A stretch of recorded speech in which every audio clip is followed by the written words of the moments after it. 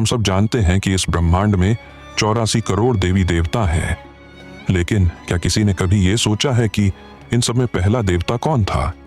वो देवता जिसके नाम का कोई मंदिर नहीं, कोई पूजा नहीं, कोई स्मरण नहीं, क्योंकि उसका नाम लेना ही मृत्यु को बुलावा देना माना गया।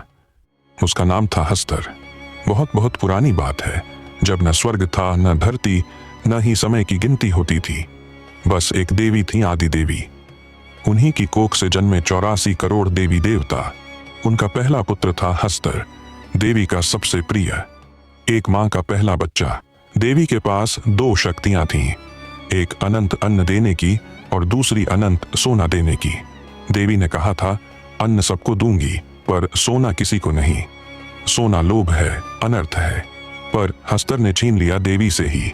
उसने सोने की शक्ति चुरा ली और उसका लालच बढ़ता गया।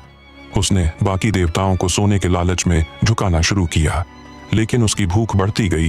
अब वो सिर्फ सोना नहीं, सत्ता भी चाहता था।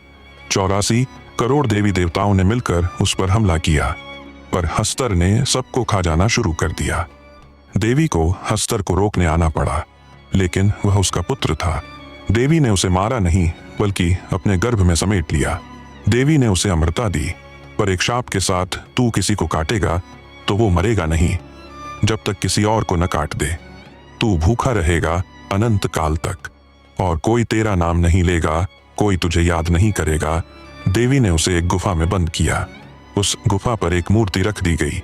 वह स्थान था तुम्बाड़। तब से लेकर आज तक तुम्बाड़ में बारिश कभी नहीं रुकी। लोगों का मानना है कि यह बारिश देवी देवताओं का गुस्सा है, जो अब भी उस भूमि पर बरसता है। वर्षों बीत गए। एक बुढ़िया थी जो एक झोपड़ी में रहती थी।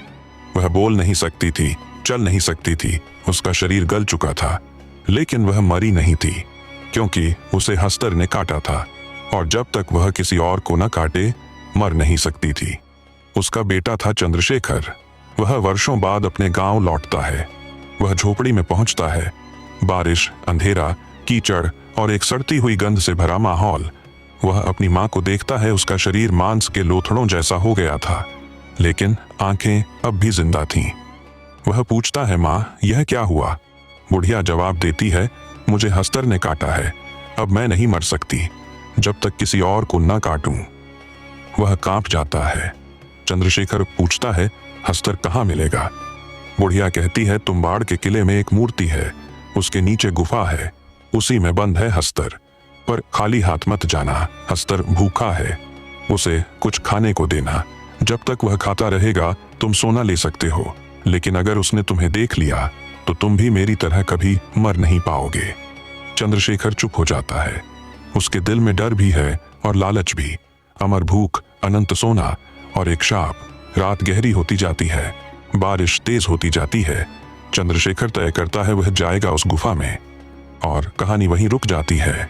पार्ट 2 में चंद्रशेखर की पहली यात्रा गुफा तक, हस्तर की झलक और एक ऐसे सौदे की शुरुआत जिसकी कीमत मौत से भी ज्यादा भयानक है। पार्ट 2।